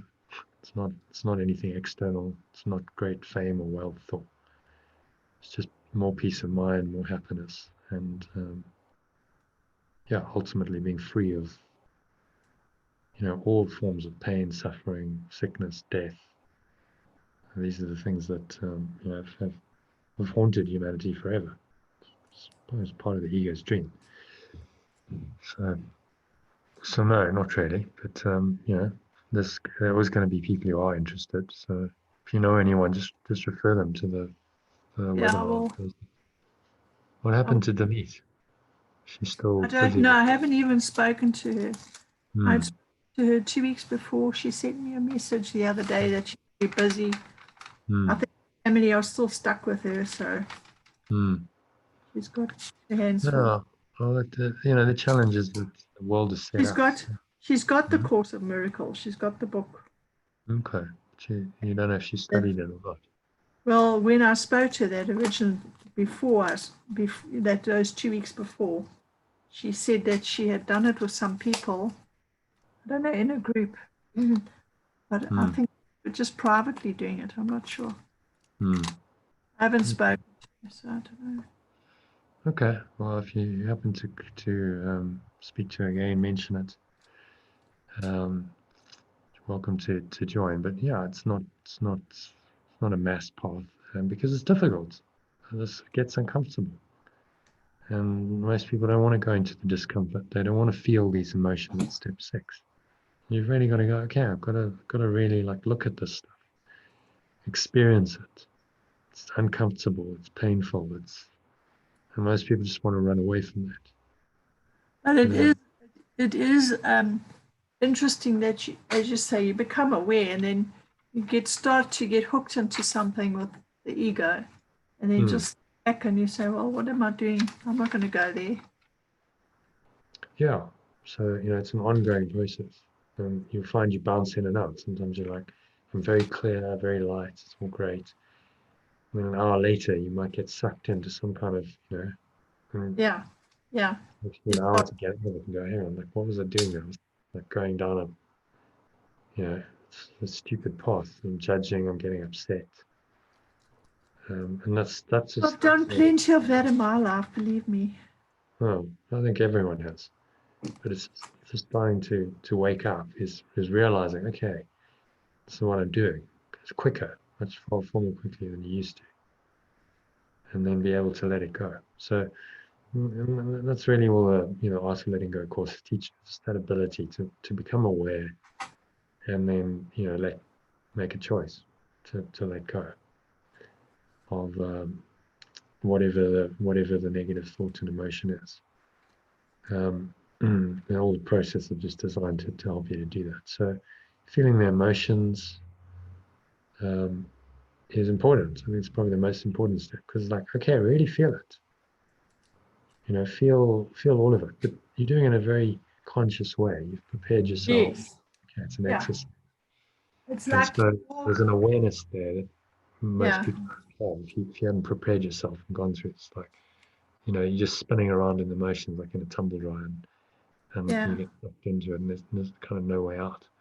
But if you just look and you go, okay, I'm looking, okay, yeah, all right, that's really, momentarily you might drop into it, but there's an awareness there. It says the course calls the Holy Spirit, that awareness. It's like, no, it's in who you are, right? You can observe all of this from this higher awareness and not get sucked into it. So I recommend you just spend like a couple of minutes, go, okay, so what does this really feel like? If you can really get in touch with the pain of it, then you can let it go. That's the irony. Okay, so I've really brought this in. I'm not denying it. I'm not just, it's like, okay, oh, and it might be very uncomfortable. But in the end, any thought and emotion cannot kill you. It's just a thought and a feeling. So just being willing to look at those and think, okay, yeah, all right, see. And now I can let it go. Step 7. Which is, maybe this is the most important step. I know they're all important, but to let go is like, okay, I'm making the decision to let this go. I don't want absolutely. this. And I think that's where the course is also quite unique, although it seems completely obvious. There's a lot of teachings, spiritual teachings, that talk about awareness. If you're just aware, you just Yes. notice things, then they'll tend to go away, they'll tend to subside. But you Yeah. actually have to consciously go, no, I don't want this. I'm just Yeah. going to go away unless I'm willing to let it go. Yeah. Awareness is step 1, but letting go is a conscious choice and decision. And when you do that consciously, what you're making the conscious choice to do is to let go of your ego, the idea that you're separate. And that's why it's so hard. Because you're actually saying, no, I don't want to be a separate self anymore. I want to be one self. So I'm giving up my separate identity when I do this. And that's why people have such resistance to doing this work, because they don't want to give up their separate identity. They quite like it. They think they like it. When you give up your separate identity, then no more person, no more Jono, no more separate life here. It goes with the separate identity. So that's what's really going on. That's what's underlying everything in this world. And yet, actually, there's a part of us that knows that we're not human. That knows that actually we don't really want this. Why would we choose limitation and lack and scarcity and sickness and suffering and pain and death? Because that's kind of all part of the human experience, isn't it? Yeah, especially if you're made in the image of God. And Jesus said you can do what he does. Yeah. Why would you? Why would you choose that? Well, you wouldn't. If you were conscious, you knew what you were choosing, you would go, no, I don't want to choose it. I want to let it go. So if I'm experiencing those, those painful thoughts and emotions, I want to release them. And then I just take you through this, that nice light visualization using the breath to help you to do that, because it makes it a little bit easier. I think a lot of the time, it's okay, let it go. And if it's all done in the mind, that's very hard. People are like, I can't. I've just got these thoughts and these feelings, and they just seem to be all consuming. So, you give them a technique, like some breath work and some visualization, just to kind of help them get around that ego block and access another part of their mind. So, actually, I can let this go. And the breath, breath work physiologically, it works physiologically, which then has a connection to the brain and the mind. It helps to do these kinds of things. I think it's the oxygen going to the brain. Yeah. And it activates the parasympathetic nervous system, which is the relaxation response. So if you breathe nice and deeply, you naturally start to feel more relaxed, calmer, which then helps you to see things, more objectively, to be more detached, and to go, okay, I can let this go because there's a part of my mind that's calm. If you're all upset and there's no clarity, there's no awareness, then you don't even have the awareness to start with to let it go. So, the breath work and meditation stuff, they're just tools to help you in this process of releasing, of letting go. And so then once you let go, the pain, you appreciate the perfection. So, okay, this was actually all perfect, right? It's apparent imperfection because it's brought my unconscious guilt, fear, anger, all this ego stuff, Pandora's box, basically, being suppressed. Now it's actually brought some of that into the light of my conscious awareness. And I need to do that in order to let it go. I have to bring it up, become aware of it in order to make a choice to let it go. If it stays in my unconscious, I'm not even aware of it, then it's just running the program from my unconscious. And I'm not able to access it, I'm not able to get rid of it. So, you actually start to appreciate the perfection in the imperfection. Okay, it seems to be a mess and difficult, but actually the perfection in it is, hang on, this is helping me to correct my mind. This is helping me to heal my mind and find the peace and the love and the joy that I want through this process of becoming aware of it and letting it go. And I need these situations to happen. I need some trigger to bring it up. If I don't have those, then how am I going to get into my subconscious and see what's going on there? Because by definition, it's not that easy to get into the subconscious or the unconscious. So the Course is saying, well, the world is going to manifest. It's going to show you a picture of your unconscious mind. And if it gets uncomfortable and it gets painful, and then understand that's what's going on in your unconscious. So that's kind of perfect. It's a perfect mirror, isn't it? It's perfect. Okay, that's showing me so that I can let it go. And this process just brings us all clearly to mind. So that you realize, okay, I'm not confused anymore. Confused about what's going on. I understand what's going on. When I understand, then I can just apply these steps. Okay, go through the steps in a systematic way. Step 9 is to be grateful. So that's gratitude for this opportunity, right? The person, situation is giving you the opportunity to really look at your ego's negative thoughts and emotions, bring them to the light of conscious awareness so you can release them. And you can be freed from all the suffering that they've caused you, which is definitely a cause for gratitude. And that's, if you can get step 9 right, you really feel gratitude, like authentic gratitude. Then you're forgiven because there's no resentment. You can't feel grateful and resentful at the same time. They're opposite thoughts and emotions. Yeah, I've done that. So you can really be grateful Very for the freeing, actually. It's very freeing. You don't have to get into the drama, and it moves away. It goes. It's really good that you're right. I think that's key for me. Well, it's a result of a process. I don't think you can just that's why there's 8 steps before it, because probably if you just said, right, just be grateful first up, people will go, I can't.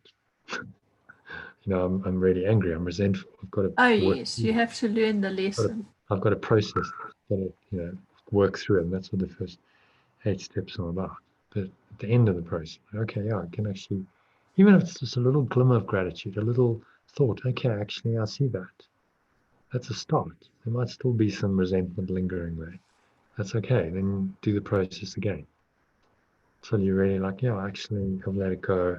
I'm at peace. And I can actually feel quite grateful because it's helped me to do some of this undoing work which is why I'm here. That's the whole point, is to undo the ego. So I need these experiences to help me do that. All these things make you stronger, I'm telling you, what Yeah. you go through in life. And Yeah. everybody's got a different, as a friend of mine says, wheelbarrow to push. Well, we've all got our lessons to learn, and it's happening perfectly. It's being orchestrated perfectly for our learning, if we can see that. You know, especially the difficult things, especially the hard things. That's where the learning really happens. So, and then finally, you forgive and release completely. So you say to yourself, you've totally forgiven or let go of the whole situation, the people involved in the situation, yourself, all your thoughts, words, and actions related to the situation. It's been dissolved into the nothingness it always was, and you and everyone else involved has been healed. You just say, I forgive you, whoever, I'm forgiven completely. All is forgiven and released. We always are, have been, and will be one self. So I love you unconditionally as myself. And it's that restoration. So I'm like, yeah, actually, I still see we still one. Even though you seem to be still separate, you've still got a body. They might still be behaving not very nice, in a not very nice manner. But you've done the correction in your mind, and that's the whole point. Because when you do it in your mind, it doesn't matter what's going on out there. It's just affirming the truth to yourself, and that's going to bring you peace. It's going to give you an ability to kind of transcend the whole dream. So it's a very systematic process. You can work through it with anything, something minor, but especially something major. If it's something like really difficult, something minor, you might be able to just do, okay, notice it, become aware, let it go. Because it's really, in essence, the two-step process. It's awareness and it's letting go, choice to let go. But this just kind of breaks it all down. And what it does is it incorporates all of the Course in Miracles theory that's in the Course, but in a kind of systematic way. So if you practice the process, you're incorporating all the theory in a very practical way, step by step. It's going to help you to see it differently and genuine, to let it go. Yeah, because you experience it step by step. The difficulty with the Course, it's a massive volume, as you can see, and there's lots of different parts to it, and lots of advice, and lots of teachings on forgiveness. And it's like, okay, so how you put all that together and actually do this in a practical life situation quite quickly and easily. And so that's what this is. It's a process. Okay, if you do this, all the theories embedded in it, and it takes you through it in a systematic way that you can, your mind can kind of go, okay, step 1, step 2. Don't skip steps. Just do it. And if you do the 10 steps with genuine willingness, you really genuinely want to do this, then you have to have a release. There's going to be a sense of release at the end. I know exactly how I'm going to do this. I'm going to sit and I'm going to write each one down, read it, write each one down in a little list, carry it in my purse, and then I'll do it with that in front of me visually. Okay, that helps. I've given you a worksheet as well. It's part of the Art of Letting Go course manual. So you can use the worksheet, and you can actually write out. If you want to write your way through this process, you can actually write. Okay, so step 1, acknowledge. Okay, so what am I writing? What am I acknowledging? Step 2, what am I aware? You can work through it that way, or you can just have these reminders. Okay, so what are the reminders? All right, so something's coming up. All right, let me just sit to a few minutes meditation and just go through it step by step. If you do that genuinely and sincerely, at the end of it, there's going to be a release. You're going to feel lighter about it. Yeah, that'll work for me if I internalize it. Every time I have an incident, if I check that list and go through the process, it'll become a habit. Yes, and that's the idea. So you've got this very systematic process that guides you through step by step. Okay, this is how you can think about it. And if you have something like that, it's much easier. So most people just get lost because they're like, ego then takes over, and they go into like some kind of turbulence, and they get stuck in that. But if you've got a way of working through it, step by step, it's got all these true principles. This has got truth embedded in the foundation. Then it has to work. And if it doesn't work fully the first time, do it again and again until you really feel like, yeah, actually it is forgiven and released. And actually I do feel that unconditional love. I do feel that oneness, irrespective of what that person's apparently done or not done. And as I said, it's embedded into the 10-step letting go process.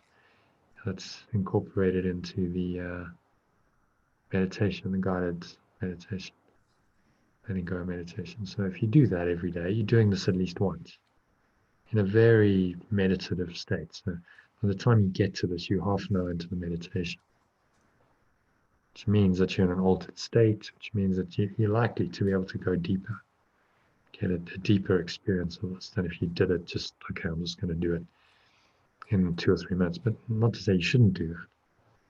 So it can be very useful to do it on the fly. Just go, okay, yeah, all right, I'm feeling, all right, let me take 5 minutes, just run through these processes, 30 seconds per process.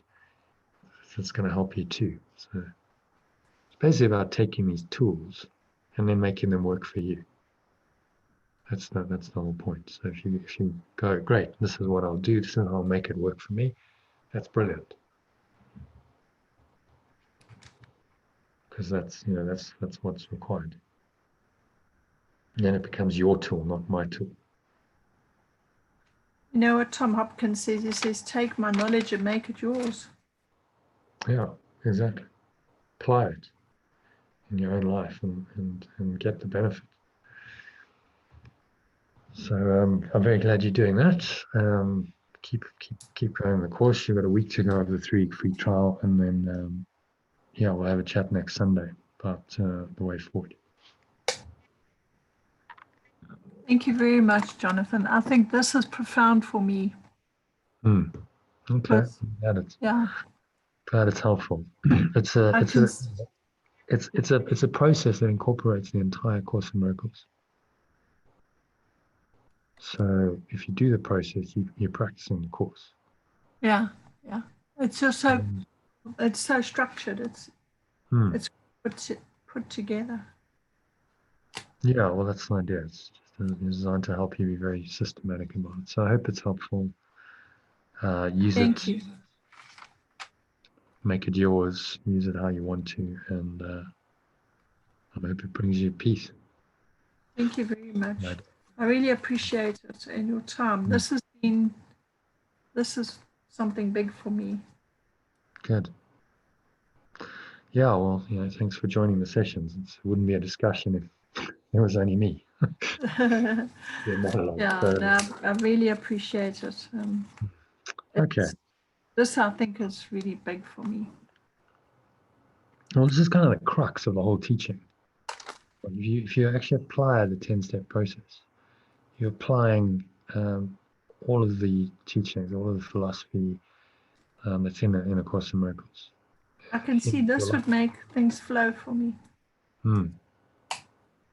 Yeah, so just be disciplined about using it, doing it. Yeah, that's why I've got to do it and then write it and put it in my purse, because reach for it every time. Otherwise, if I leave it at home on my computer, it's not going to do me much good.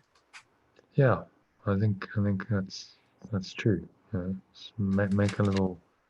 Well, she gives me an idea. Maybe I need to do that. Yeah, some people will be fast learners and they'll just do it from off the, but I'm not like that. No, maybe I need to make a little 1 page. Okay, step 1, step 2. I just write down. I study it and then I just write keywords like grateful. Yeah. Give, release, completely, things like that. Just like 10 little words that I can fit in my purse. And well, you just take the titles, basically. So yeah. I've done it in titles. Yeah. Anyway. Short titles. Where Acknowledge it. Acknowledge the negative thoughts and emotions. Be aware. Remember it's an illusion or a dream. Remember that it's your projection.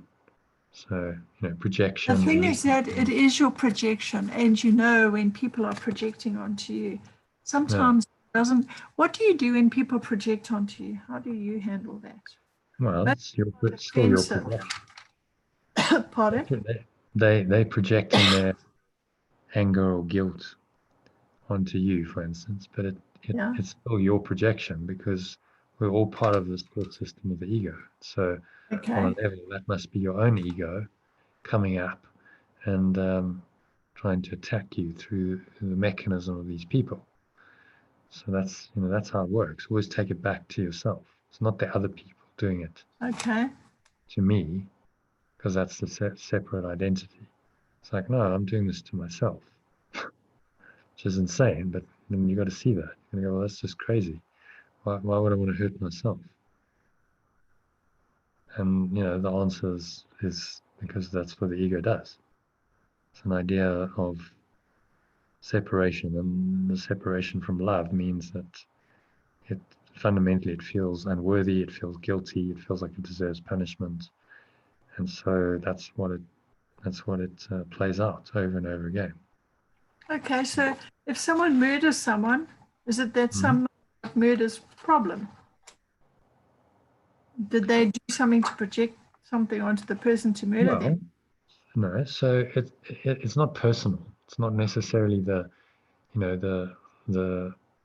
related to that person who murdered them. It could just be a random, on this level anyway, random.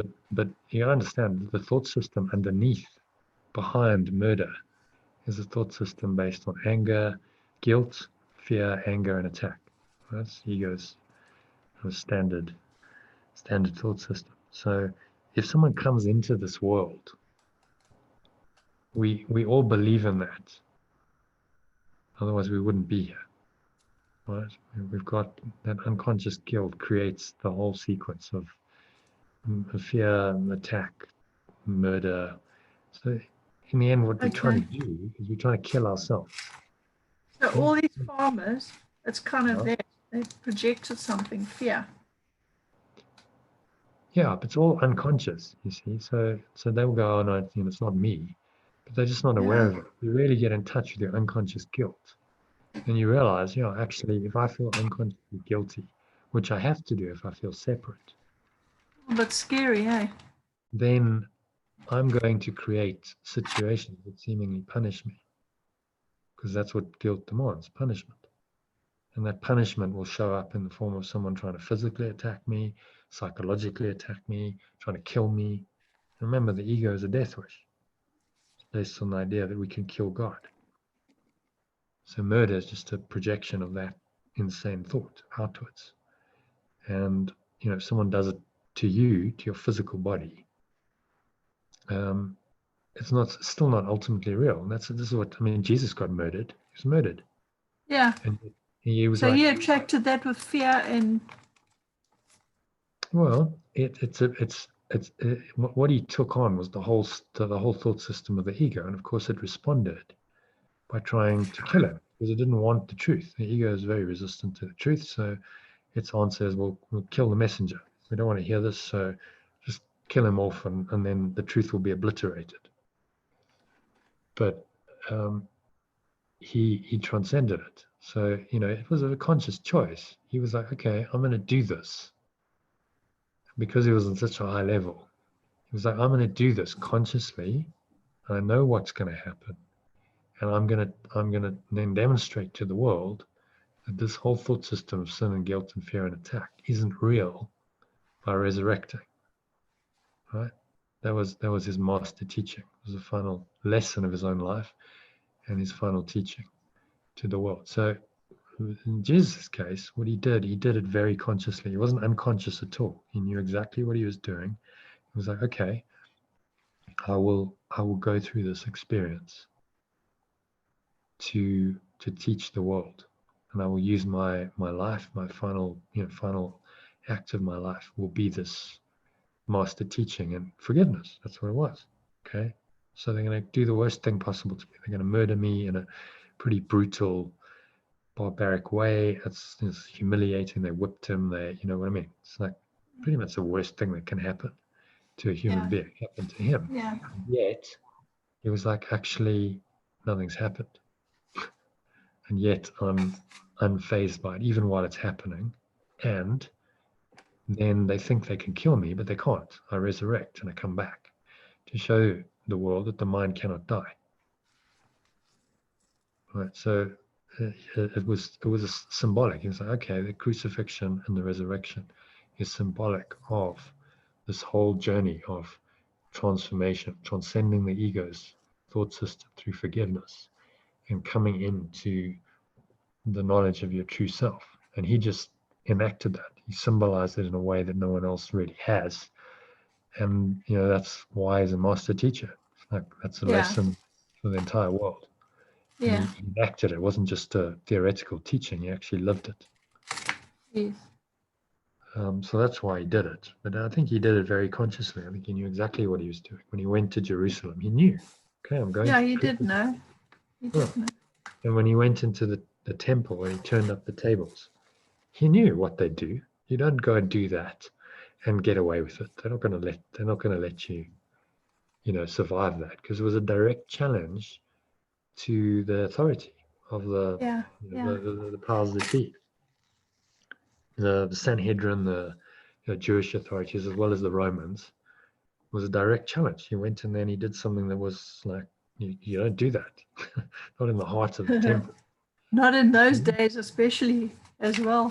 Yeah. So he knew. Back to today, this day and age, but not. Well, even now, you start rocking the boat. You start, saying this isn't how it should be. They arrest you. They put you in jail. They don't want people like that. So nothing's really changed. It's possibly a little bit more civilized now because they can't crucify people, but the thought system's still the same. Yeah, people are still barbaric. Yeah, underlying it, the ego is barbaric, and it will always be barbaric. And that was his teaching. It was like, look, any way out of this is through your forgiveness. Forgive them, Father, for they don't know what they do, even if they've done the most horrible thing to you. Forgive them. Actually, that forgiveness is very big. Look how it takes a whole lifetime. I wonder how many people learn forgiveness when they're young, properly. Very few. Very few. It tends to take experience. You learn to experience. You have forgiveness opportunities, as the Course calls them, and then you either accept them or you don't. If you accept them, then you go, okay, I've got to let this go, and I've got to be okay with it.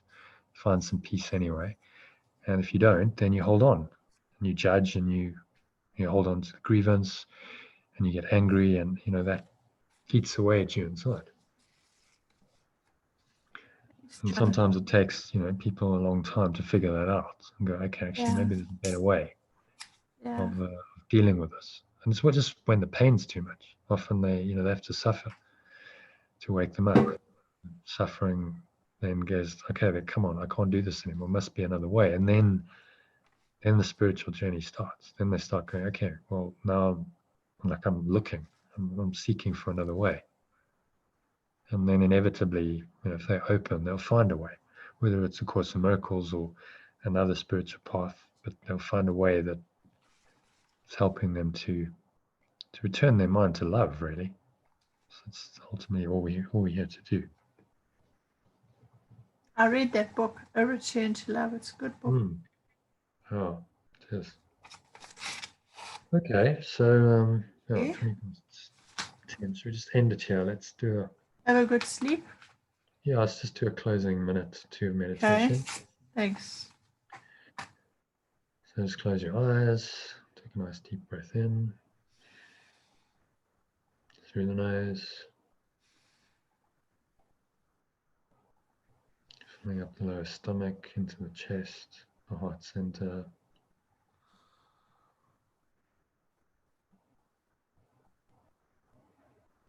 And just feel gratitude for the session we've had, the time we spent together. all the teaching you've had.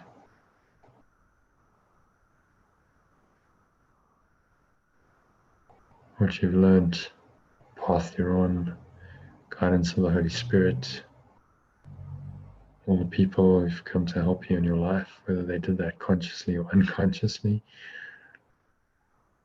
Well, just as you exhale, just extend that gratitude. Just extend it out.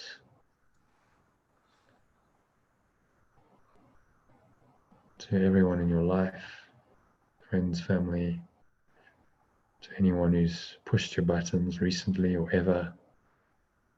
So I'm grateful because it's all part of the learning.